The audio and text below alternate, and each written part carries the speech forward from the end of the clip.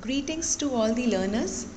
The poetry which we are going to discuss today is The Voice of the Rain, written by Walt Whitman from the book Hornbill, Class 11. The poetry The Voice of the Rain by Walt Whitman signifies the eternal role that the rain plays in nurturing, quenching, and purifying the various elements of earth. The rain returns the favor to its place of origin, from where it rises unseen from the depth of water and from the land. The rain itself is explaining to the reader about its origin, work, and its cyclic movement.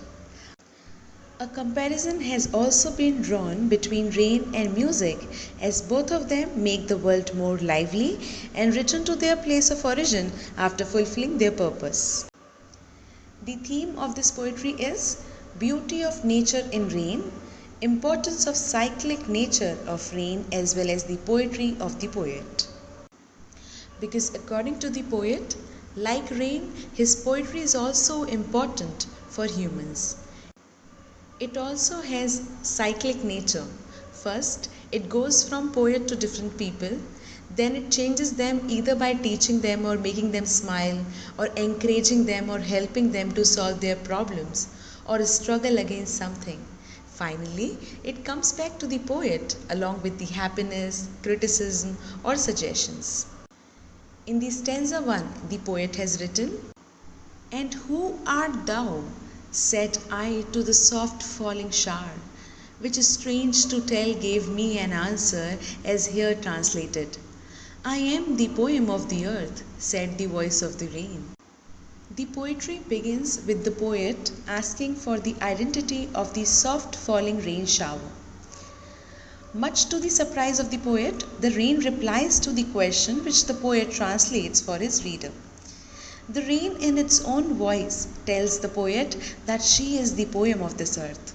The rain is trying to say that as music or poetry gives pleasure to human beings, the rain gives happiness to the Mother Earth. In the stanza 2, the poet has written, "Eternal I rise impalpable out of the land and the bottomless sea, upward to heaven, whence vaguely formed altogether changed and yet the same."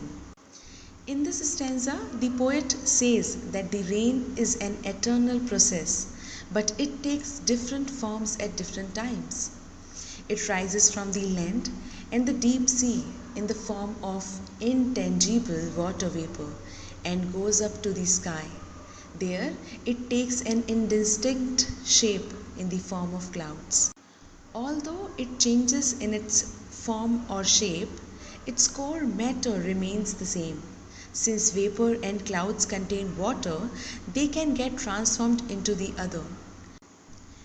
The words impalpable and eternal indicate that nature is not fully understood and some part of it always remains beyond our reach.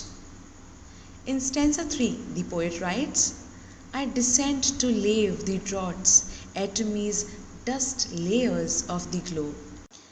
And all that in them without me were seeds only latent, unborn." The raindrops pour down from above to wash away draughts and dust layers enveloping earth. It satisfies the thirst of the dry earth and heals everything that is degrading and is lying lifeless. The showers remove the dust particles and make earth clean and green.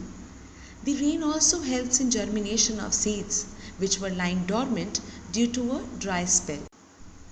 In stanza 4, the poet has written, "And forever by day and night I give back life to my own origin and make pure and beautify it. For song issuing from its birthplace after fulfillment, wandering wrecked or unwrecked, duly with love returns." The rain is involved in a continued process of giving life on earth by providing water to dormant seeds and making the earth more beautiful and full of greenery. Rain helps in enhancing the beauty of earth as, in the absence of water, everything turns dull or lifeless and dust accumulates everything. The last two lines are the poet's own words and his reflections upon the answers given by the rain. The poet observes that the life of rain is similar to that of a song. A song or poem is creativity at its best. It has power to calm, heal, rejuvenate, transform, and thrill. In the same way, repeated evaporation and condensation purifies the rain. The entire environment gets drenched in the rain, dust particles settle down, and there is greenery everywhere, which makes the whole earth beautiful to look at it. The poet therefore draws a parallel between rain and music, as both have rhythm and ability to thrill. Both of them rejuvenate and beautify our life. The literary devices used in the poetry are personification. The rain has been personified as it has been given a voice in the poem. Next is metaphor. I am the poem of the earth.